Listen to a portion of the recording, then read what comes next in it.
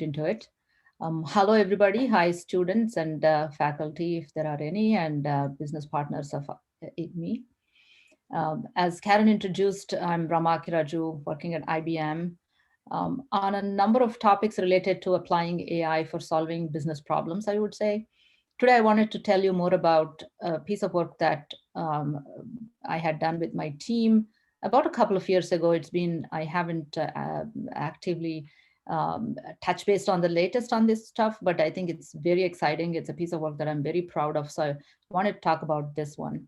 It's about applying AI for personalization. I know that's a very broad topic, and AI has been applied for personalization for quite some time. With starting with recommendations on for movies on Netflix and on Amazon, for books initially, and now for everything under the sun and all. But the perspective that I'll bring is something very specific to enterprise use cases. And specifically, I'll again zero in on this particular area of applying AI for personalizing conversations that humans will have, computers will have with humans, and humans will have with computers. So building compassionate conversational systems. So we'll talk about a lot of things around AI. And how it can be applied to personalization. What are the implications on privacy? And what are the various use cases where it's being applied for? Some of them are really something that we hadn't even anticipated or expected when we started doing this work. So I picked out this one particularly that I thought was pretty creative and innovative. So I'll let you decide if that you feel the same way or not. I'll play this, and then we'll get into the talk.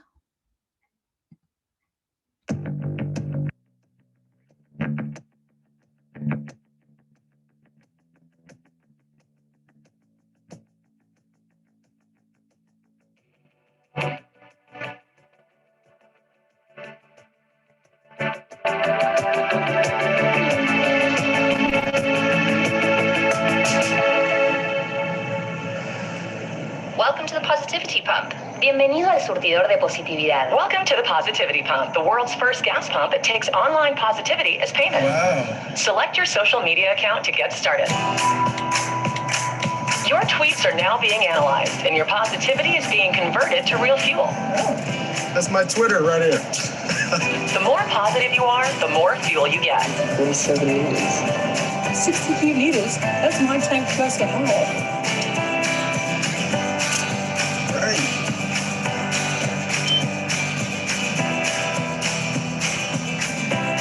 Based on your posts and positivity score, we think you'd love to be a special guest of Urban Mayfield at the New Orleans Jazz Market. This is the furthest thing from my mind that was going to happen to me today.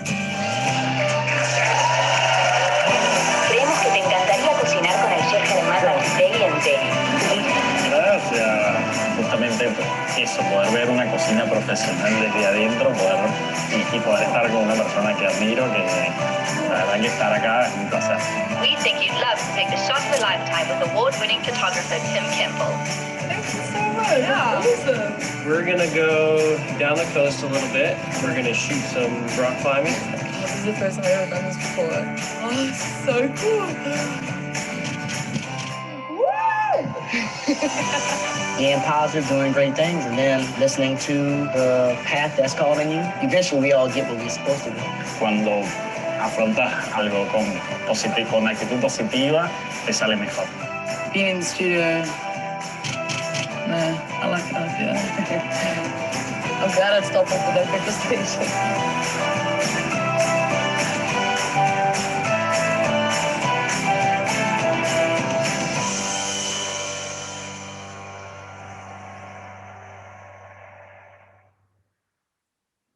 All right. Well, I thought that was cool when it came out. It's been a couple of years since it was released. So this is an example, as I was mentioning, of an innovative, positive, innovative and creative application that this car maker has built using AI. And you can tell that behind the scenes they were analyzing the Twitter tweets or Facebook, if they give those handles. Facebook wall posts, and inferring personality traits of individuals, and and their preferences, using that using that information to make recommendations on what kinds of activities they might be interested in.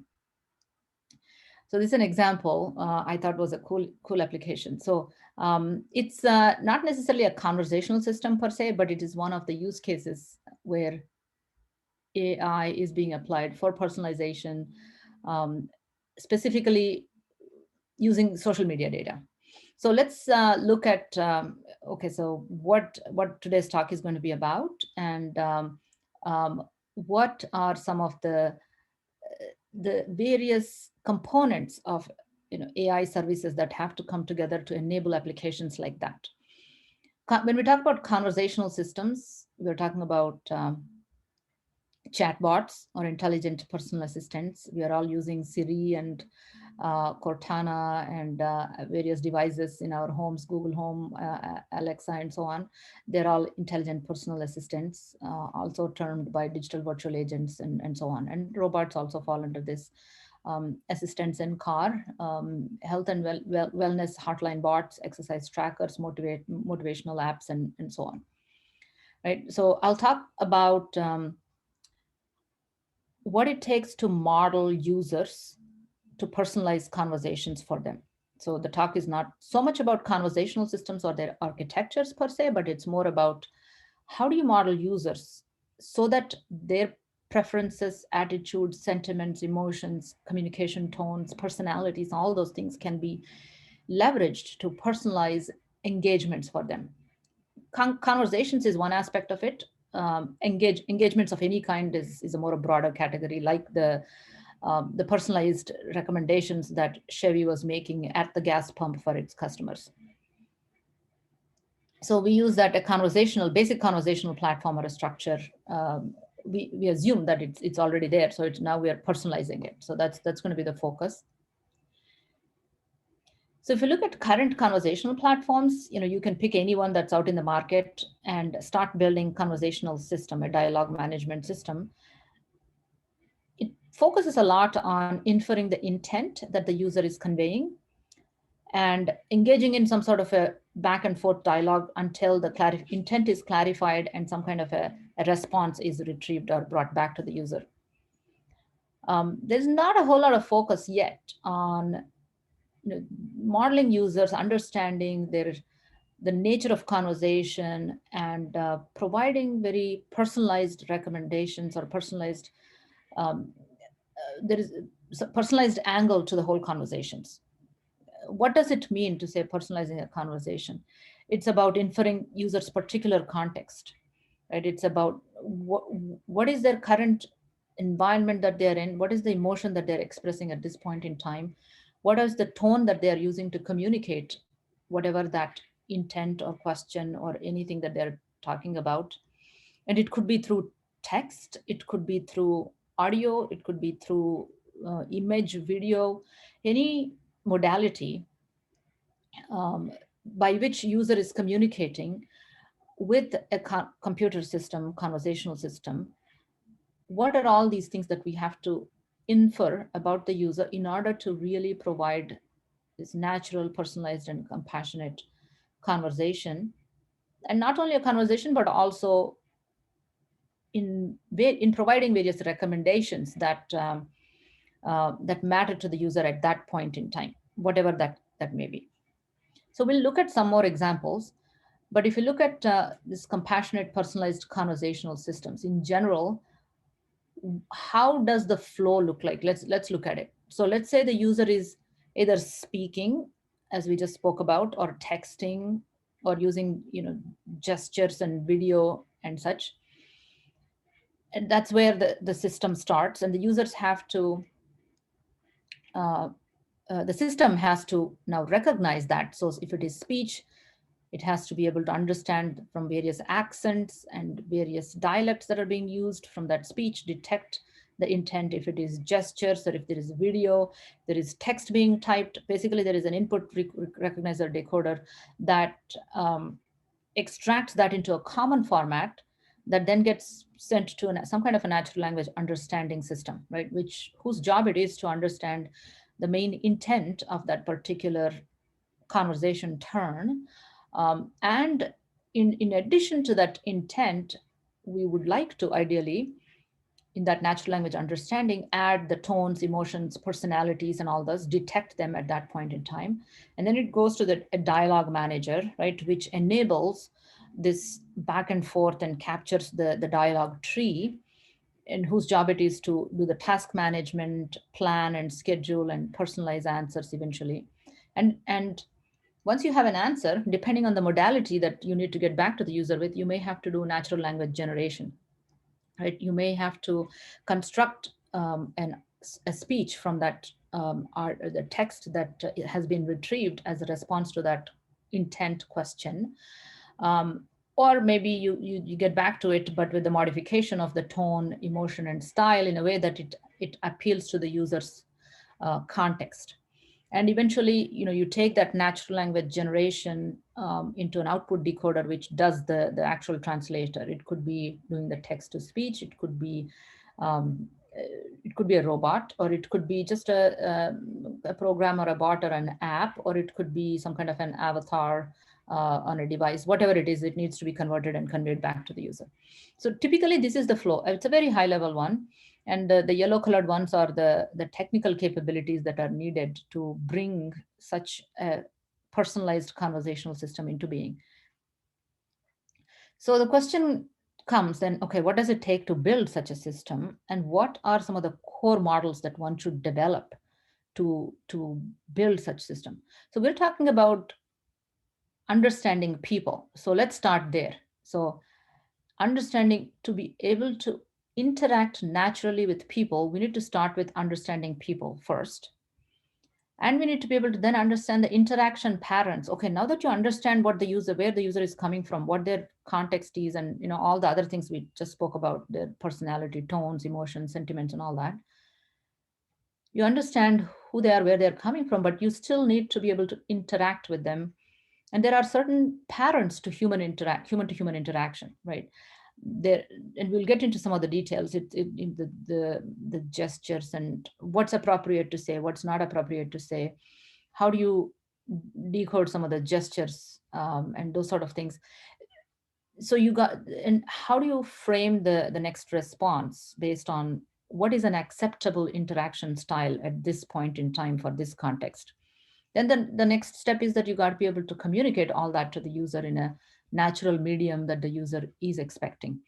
So I posit that in order to build compassionate conversational systems, we have to build models for all of these three things. That is understanding people, understanding the interaction styles, and be able to deal with the communication in all of the modalities that the user typically interacts with systems, devices, computer programs with. So let's go through these in systematically, one at a time. First, we'll look at people. Well, people are complex beings. We all know that. We express ourselves in very different ways, in the way we think, in the way we act, how we feel based on the situation, what our skills are, what we bring to the table, what our emotions at any given point in time, what our preferences are, and the context, and so on, right? Many attempts have been made by different disciplines over time to model people. So there is forget about computer models, machine learning models, or anything. Just in the history and in the scientific discipline, psychology theory looked at it from a human psychology perspective. Affective computing looked at it from an emotional being perspective. Decision theory looks at it from how humans decide. Consumer behavior marketing folks look at it from how consumers buy. So because we are such complex beings, modeling all of those things is hard. So every discipline, every field kind of said, okay, I'm going to look at humans from this perspective, that perspective, this perspective, and it serves that particular purpose or use case. But it's important to understand that we are all of those, right? We are emotional, we make decisions rationally and irrationally, and we buy things rationally and irrationally. and we're grounded in various things, our cultures, our upbringing, our values, and what transpires above the iceberg is really a reflection of so many things under the iceberg, according to the iceberg theory, right? So we are all of it. So the question is, how do we really kind of come to terms with a multifaceted model,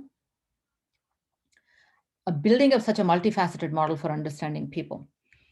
So we made an attempt at it. I don't claim that, being comprehensive is the way to go, but at least starting to think about it from that perspective and laying the road for it helps us pick and choose the models that are appropriate at a given point in time. Let me put it that way. Okay, so the individuals have an inner state, there is an environment, and there is an outer state. We start there.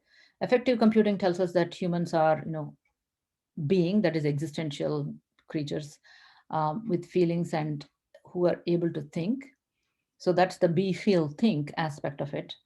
But then that won't it in itself be sufficient. So we want to be able to add context and what are the various options that are available to users at any given point in time for them to explore and decide and finally act. And when user acts, you want to be able to take that feedback on how they're acting to improve the model that we have created about how they might be thinking about it, feeling about things in order to make those decisions. So we started here and said, okay, so we have a model, but what does it mean to expand this into be, feel, think? Okay, so the being aspect of humans is about who they are as an identity. They have their personality, they have their needs, values, beliefs, motives, goals, ambitions, interests, and so on. The feeling aspect of it is to do with their sentiments, attitudes, perceptions, emotions, how they're feeling in sensations, influences. Thinking aspect of it is about the knowledge they have, the skills they have, the opinions they have expressed or expressing or they hold, and what is their cognitive style. The context around users is about all things, the socio-political, technological, economics, life cycle, lifestyles, the particular point in time, and so on. Options, it's about the product, price, place, promotions, what are all the things that they're exposed to, and taking all those things into account. Users are performing searches online or expressing their preferences on social media, communicating with their friends, expressing their intent and choices while they explore and decide, and finally they're acting, which manifests in the commitments they make, the purchases they make, the decisions they make, the consequences associated with it. So we developed this, and then we said, okay, all right, so for which of these things we can actually build models, and what kind of data exists today that we didn't have access to before? If you look at psychological models that were built for deriving many of these things, they had to do with surveys, right? That's the best way.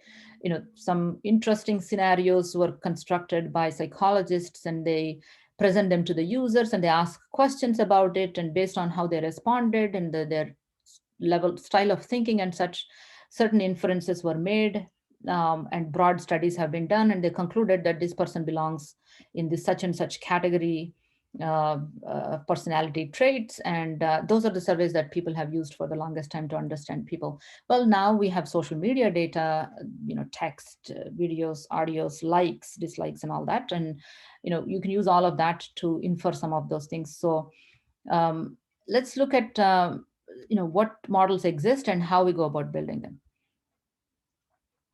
So there are many models to understand people that have been presented over several centuries to decades. There is a big five model, OCEAN, that stands for openness, conscientiousness, extroversion, agreeableness, neuroticism. What are all the traits that people exhibit? And there is emotional models by Plutchik, basic human values models that have been presented. So there are many models out there, from different aspects. And as I said, Myers-Briggs personality types, I think most people are familiar with, which really talks about different kinds of personality types that exist depending on, where they fit in this, 4 bigger categories of visioning, directing, relating, valuing. I'm sure at some point, some of you, if not all of you, may have taken such a test and saw you bucketed into one of these or the other, whether you agree with it or not. But it's some way to model. And there are more others like DISC model and so on. Surveys have been the primary mechanism that have been used by psychologists over the years. As we said, they don't scale for large populations. And in today's day of social media, when people are actually leaving a lot of digital footprints, analyzing that data is a possibility to infer their interests and such. Now, you may say, well, there are a lot of privacy questions and such that might be popping up in your heads at this point in time. Yes, of course, we have to address those. But you already know that, about 5, 10, 7, 8 years ago, when we started doing this work, it was very, I would say, leading edge work at that point in time. By now, everybody is using it. Actually, everybody's, whether you like it or not, whether you know it or not, your likes, your social media content is being used for all kinds of advertising. You know that by now already. So it's all of this content is already being used. But what I hope to really leave you with today is not just the fact that you can do all these things today, but really some of the lessons learned from all of this work, and what use cases are some of the interesting use cases in business setting that we have noticed. And more importantly, when I look back, 3 years from now, what worked in the industry and what didn't work. And sometimes you're too ahead of the market. Sometimes you are, there are certain expectations about how much business you want to get out of a particular area, like in inferring personality traits or all of these aspects about a user model. How do you put that to uses in specific business use cases, and what actually it takes? And I'll talk about some of those things. So technology itself, yes, it's fairly interesting. It is, if you look at all the social media data, what we have been able to do, it's not only interesting, it's actually sometimes even scary that you can actually put together a user's model in such a way that it comes very close to really knowing who they are, what they are doing. Of course, you can always manipulate, given that humans are humans. You can always put on, a personality that doesn't quite reflect who you are. But to the extent that you're being genuine and open, and if you do enough of it, there's evidence to show that you can't hide who you are for too long. But then there are all kinds of pitfalls associated with that too, and we can get into that. Anyway, so that is all about what are the models, what exists. So how do we go about doing it? And we've built several of these things, and some of these now went into Watson's natural language understanding platform. You can go try out some of these things. Some exist, some actually, since we did this work, this particular one on personality insights is being deprecated over time, and not because the technology didn't pan out, not because there aren't many use cases that are out there, but because just a business reality, and it was a business decision about how you expect large amounts of revenue from a particular AI service, and that kind of led to the deprecation of this. But that in no way, that just because IBM ended up deprecating doesn't mean that in no way that undermines the work. And I want to focus on that and how this can be used and how it powers in the future. Once we handle some of the more low-hanging fruit use cases of AI, how it powers really that notion of personalization and taking it to the next level of building compassionate conversational systems. So what we did, we built a model. What you take the social media data of large numbers of users, anonymized. But when training the model for those users, we ask them, give us your Twitter handle or your, whatever your text data that tells us who you are, or whatever you have written. And we also have them do the surveys. So we have ground truth about, from the psychology models, what kind of personality traits would we have derived about them. And from the text data that we have been able to gather from them, learn a machine learning model. So basically the words get tokenized, and the word vectors behind the scenes are the features, and uh, the classification is, this person with this kind of a text turned out to be such and such personality. Now learn a model, and a new set of users text is presented. Now can you classify them into whichever category, and can you tell me their personality traits. And such a model was built, and we tested it on, we did a lot of studies. Here is one text, for example, piece of text that a military veteran wrote, and we analyzed that text, came back with the personality traits of that individual, in terms of their agreeableness, emotional range, introversion, extroversion, openness, conscientiousness. This is the big five ocean traits, and some of the needs and values and other things that we were able to classify. But more importantly, so what question comes up. Okay, so what? Okay, you're telling me all this. What does that mean? What am I likely to do or not likely to do? Or what am I likely to be interested in, not likely to be interested in? And that's what really drives the use cases. So here, okay, this such a person is likely to put health at risk. You're not so likely to buy healthy foods, or not so likely to click on an ad, not so likely to follow somebody on social media. That's what really marketers use behind the scenes to figure out how to engage with such a user. In this particular case, this actually user is really cataloging his experience of being a veteran, and it's a very gloomy kind of a note, almost like sharing his suicidal thoughts. So the system noted that this person is likely to put health at risk. So you can now start to imagine what all kinds of use cases it opens up, for what all situations. We'll get to privacy in just a bit. Emotion modeling is the next one we built. How can we tell, what kind of emotions users are expressing? Anger, disgust, fear, joy, sadness, type of things. Again, collect a lot of social media data, and get the data annotated, right? If we have particular, say, user feedback, or user comments on products and purchases, got the data annotated, and build classification models. Again, you might have done it in many classes, introductory machine learning classes these days. Pretty by now, after 5-7 years of this work, it now seems like, okay, well, we know how to do this.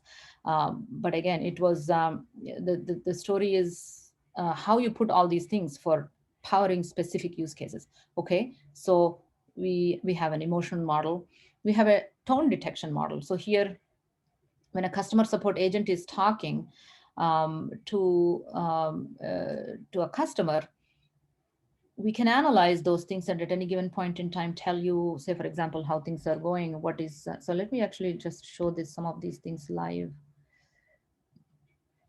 So here is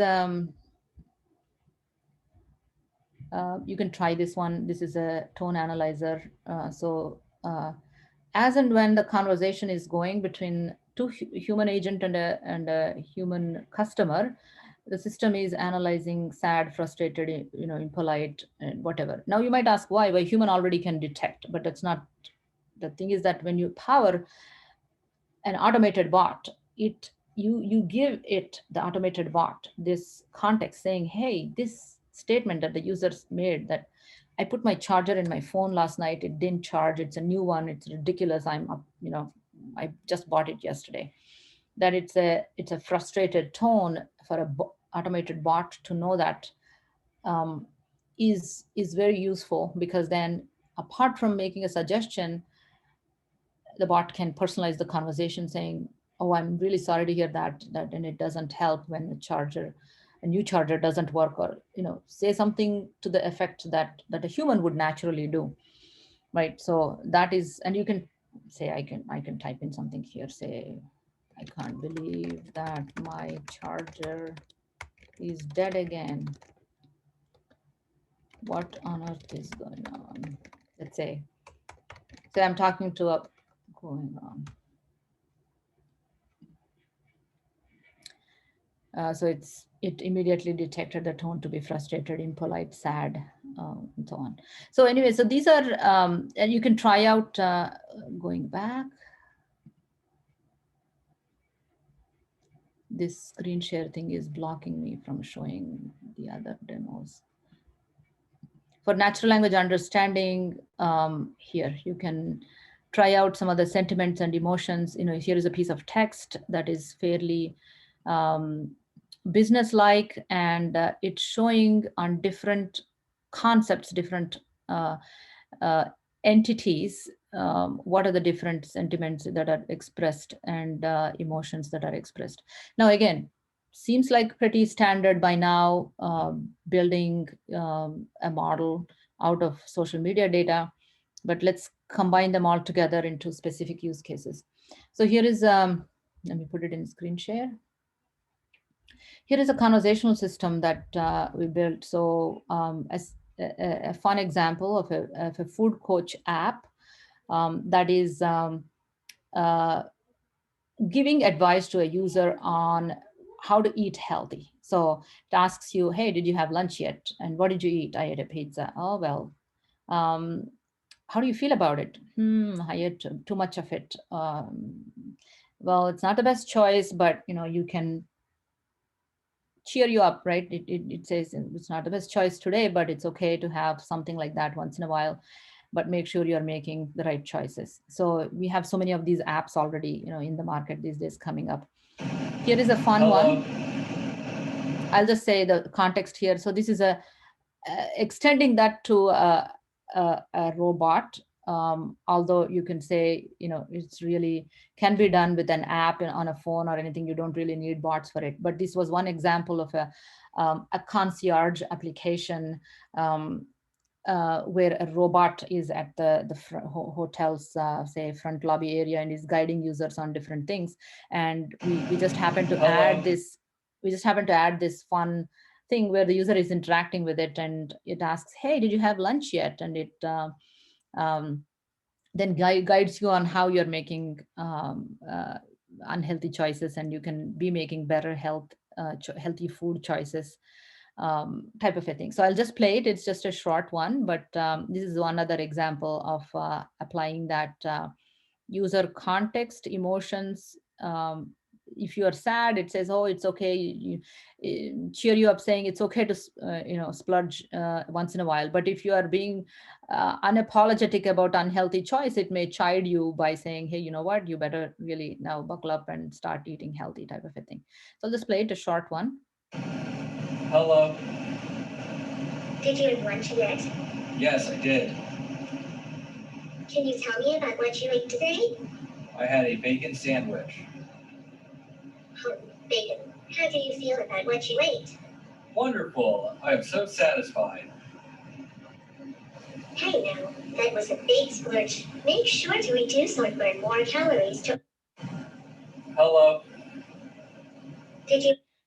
Yeah, anyway, it goes basically it's engaging in a conversation, and it's detecting tones and emotions on the fly and adapting the conversation accordingly. And a few other things we did where, you know, you can, if you want to buy a friend to a gift to a friend, you can just type in their Twitter account, and the system analyzes their tweets, and based on that determines their interests and suggests what you might want to get them. So behind the scenes, there are a lot of things. It's about there are a bunch of tokenization at various language level that's happening, language models being used for training them with word embeddings behind the scenes, and the surveys that are done are fed in as ground truth data, and a model is built. And interestingly, I'll go through some of these things quickly because I have other the interaction style and the third one, the modalities topics to cover. The main thing that I want to talk about is as we measure the mean absolute error across a population of users.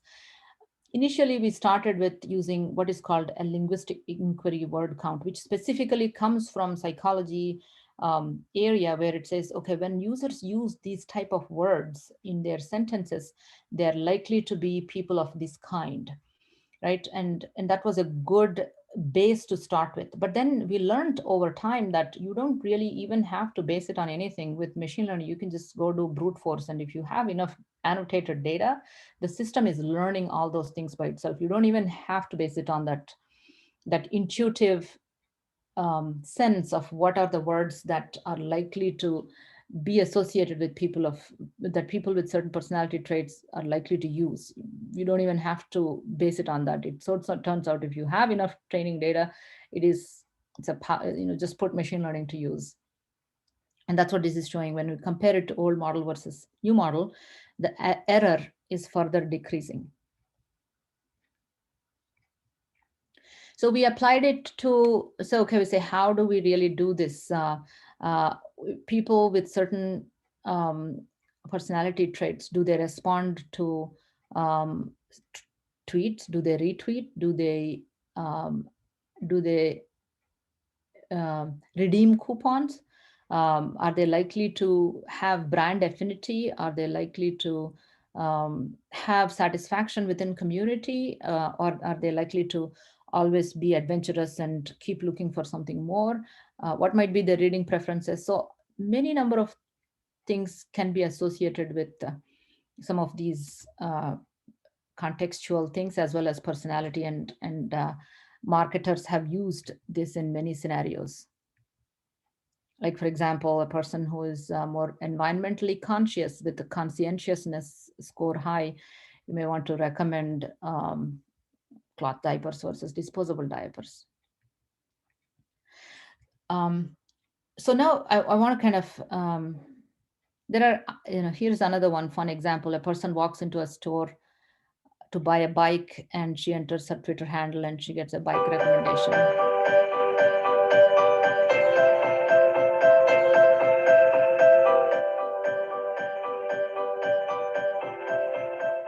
My name is Michael Grell. I'm the founder and CEO of IQ. Multiple tools, I'll forward it. Yeah. And highly interactive touchscreen displays to deliver targeted content to shoppers inside the physical store at their point of decision.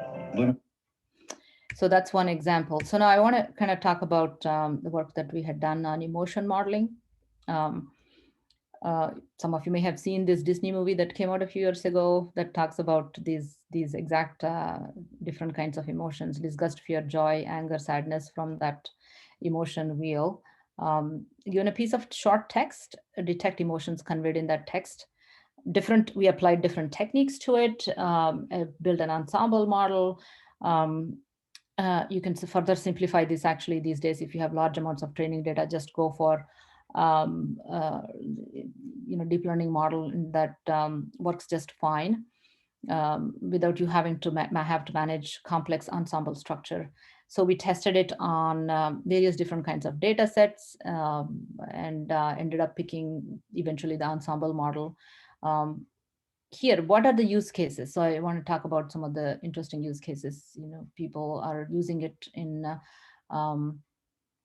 marketing, specifically in customer segmentation. Is this customer likely to be a loyalist, enthusiast, or a refrainer based on the feedback that they're giving, or based on what they're talking about a product on social media? So here is another interesting one. We cut a movie trailer. So when we combined emotion modeling and visual recognition, that is image recognition services, to analyze a movie. This was a movie, Morgan, which came out again a few years ago, a sci-fi movie. So you got to really pick what might the target audience's personality and their profile was given to us, saying people who watch sci-fi movies are of a certain kind. Can you pick out those frames from this movie automatically and create a trailer?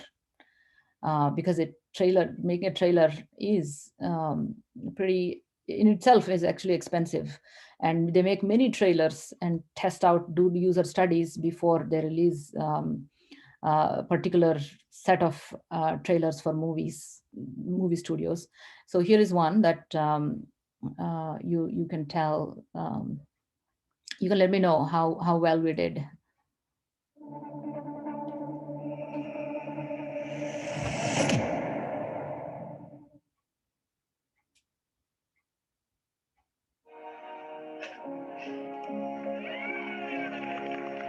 Its first birthday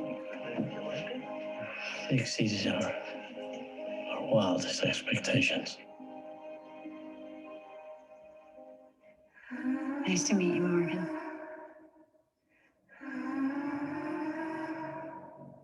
Nice to meet you, Faith.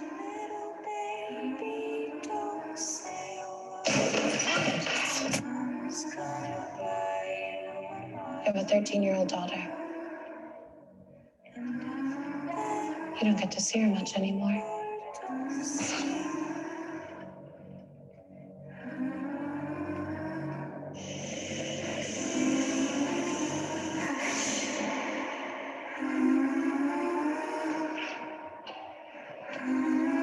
Skip, don't go in there, okay? Don't what? Don't you go down there, Skip. Don't be afraid, Amy. I have to go say goodbye to Mother. So that's a movie trailer cut completely automatically by using behind the scenes emotions and images, and of course the dialogue context. So privacy is a huge concern in this space.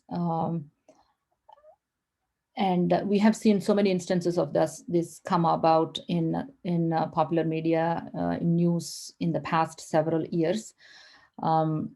Users have to opt in. If they want to get personalized recommendations or personalized conversational systems, they have to opt in.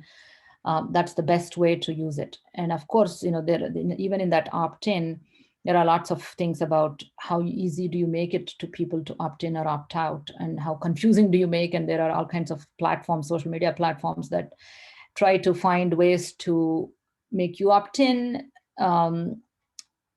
without making it easy for you to opt out. So it opens up a Pandora's box. There is no doubt about it. This whole space of being very offering personalization is fraught with all kinds of concerns. However, there is actually hope, in the sense that users can bring their own. There are, I don't know how many of you have read, there is an interesting book that I read, a fictional one called Code Zero. It talks about, it's about this fictional social media company that is making recommendations for you in a way that it's guiding you pretty much every action that you take in your day, and eventually turning you into something that you may not be, as in guiding you and nudging you in ways that slightly is changing you over time. And in that book, they talk about bring your own data, wherein users are in charge of their data, and you can start to sell it to whoever you want. Again, there have been marketplaces in attempts at it, whether or not, again, what are the legal regulatory concerns around that need to be, of course, discussed, debated, and established. But if users are in charge of their own data, that's one way to control this, where they bring their own data and they willingly give consent to specific applications or devices, saying, use this data, but don't share it with anybody. But you can consult my user model when making recommendations to me, but I won't give it to you. And there are, let's say, companies that do that for you, but it's not being shared with broadly. So there are many different kinds of models that you can think of to still achieve personalization without getting into too much of that breaking the privacy, breaking the privacy walls. So I'll take a quick pause here for any one or two questions before I go into the next sections. I know I only have like 10 minutes, and I can quickly wrap up the next set of sections. Any comments, questions at this point? I cannot see the chat, so if there are any, Karen, I look to you to convey that question. I don't see any coming in the chat, but everyone is welcome to unmute and ask a question now. I did have a question for now and later. I think privacy is really interesting to understand the impact here, and also just in general trust, that concept of trust, and how in these systems can you build trust, or are there ways that you may lose trust by using these systems, and are you dealing with that in any way? Yeah. Yeah, it's an excellent question. So trust has two aspects to it. Trust is, first of all, being transparent about how these models are built and what data they use and what are the biases associated with that data. And the second one is trust in terms of how accurate the models are and whether or not you can trust these results. So there are both aspects to it. In terms of the data, again, we can talk about it. Actually, there are so many aspects to it. It depends on, first of all, how genuine the data is. We have seen instances where people give us data, or people's their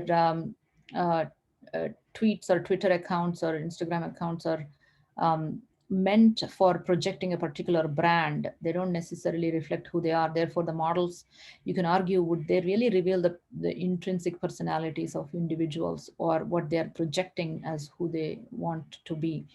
Right. So there are aspects to that, of those aspects of data bias, especially for celebrities and such, whose accounts may be managed by somebody else, and so on.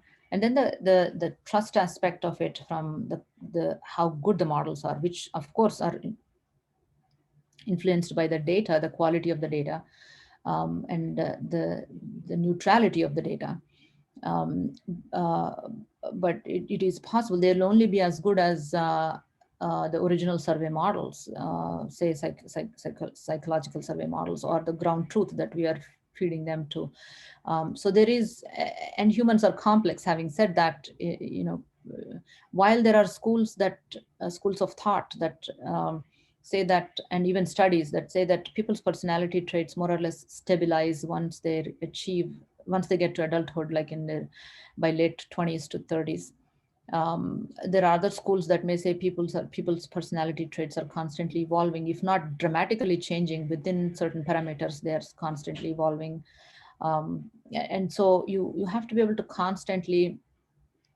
These are not static models for sure. You can't just clearly emotions and sentiments. They are very contextual and communication tone, because I could be really mad at a few minutes ago, but now I've calmed down and I'm a different person. That doesn't mean that the model that looked at my tone a few minutes ago when I was mad is what it should be used for the rest of the communication. So there are many aspects to getting it right, and also these models have to be continuously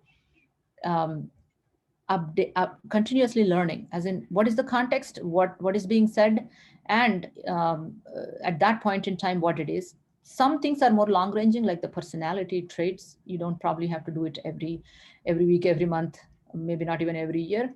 But communication tones, emotions, sentiments, those sort of things, you want to do it in every turn of the conversation or in every setting, because they're dynamic and they're changing. So there are many aspects to that establishing trust, Karen. That's a very good question. So I'll quickly cover this styles of interaction. Well, people use verbal, expressive, non-verbal, gestures and all that. All those things play into our communication. So how do we, first of all, understand those things? What are the patterns of human communications, first of all, that we can learn from, and which ones are appropriate to interject into a conversational system? Because you don't want a bot or an AI system that is not a human to be pretending to be a human. That doesn't make sense and may in fact turn people off. But there are certain etiquettes that you expect it to follow. So what are those things and what are the communication patterns? We wanted to study that. So we looked at, apart from the human interaction styles that are talked about in Myers-Briggs persona models and human interaction style models and such, we went back to speech act theory and dialogue act theory. So let me talk about those. So speech act theory talks about how we use locutionary, illocutionary, and perlocutionary speech, and further, depending on whether we mean it literally, or is there a social function of what's being said, or what is the effect of what's being said, and you open it up further in illocutionary speech on how we use various words to express constitutives, directives, commissatives, and acknowledgements, and those sort of things. So can we build models when there is a conversation going on to say whether user is agreeing, apologizing, advising? And these are really important, especially when we built the debater system, which some of you may have heard of. IBM has built a debate system that competed with one of the world's reigning champions in debate, and did pretty well. Although it didn't win it, it was able to understand the pros and cons of an argument and construct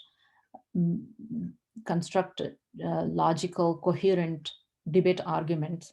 And in doing so, in analyzing those different pros and con arguments of that particular topic, it needed to have a better understanding of the what kind of a statement that is. Is it an opinion?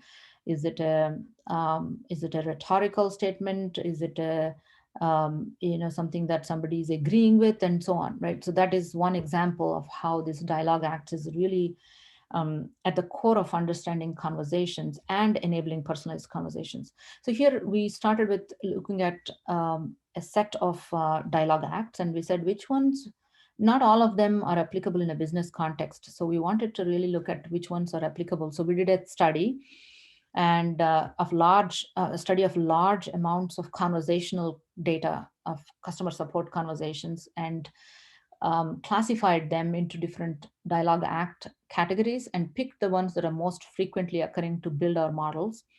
And behind the scenes, you can think of things like this that we have started to build. If the customer is expressing helplessness, offering choice or empowering them, or expert recommendations would be a good option. If the customer is expressing confusion, providing explanation would be good. But you have to be able to first understand these ones, and then you have to be able to frame your next set of recommendations or suggestions or conversation turn in a tone that fits in with where the conversation is and what is an appropriate dialogue act for that point in time, right? So whatever the system comes up with in terms of natural language generation needs to be assessed against a dialogue act, and its appropriateness for that conversation at that point in time needs to be established and conveyed. So that's the idea, and we built a lot of models. We've written papers about it. One of them being "How May I Help You?" That's the title of a paper about dialogue acts and how they can be used in understanding the customer support conversations and enabling them for effective resolution.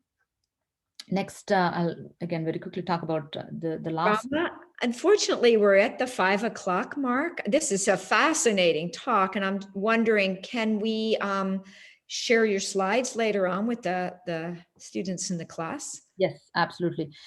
Yes, I'm sorry. Since I'm projecting, I didn't see the time there. Let me just wrap it up by saying, yeah, this mediums is, I just conclude by saying, humans interact in speech, in video, audio, text, different things, and a whole fascinating area, speech.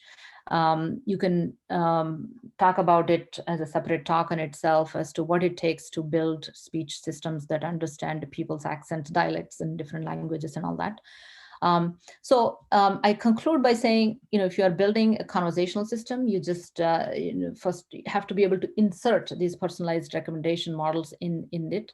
And I hope you have gotten a glimpse of the various kinds of user models that can be built. I talked about the be, feel, think, act, context, and all those things. And some of the things that we have done, and hopefully it gave you a flavor with some of the use cases, like the movie trailer and the health bot, or the personalized recommendation type of thing, some flavor of the use cases that have been used in the industry for applying this personalized user models for for building either compassionate conversational systems or for personalizing recommendations to users. So with that, I'll pause. Sorry, I went over a couple of minutes. Hand it back over to you, Karen.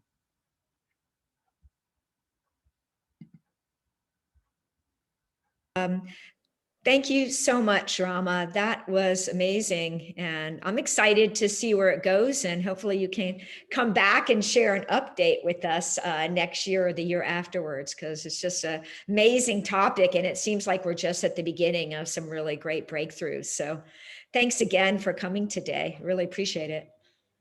My pleasure. And good luck to all the students out there. Looks like it's the exams week. So yes. Bye, everyone. Bye.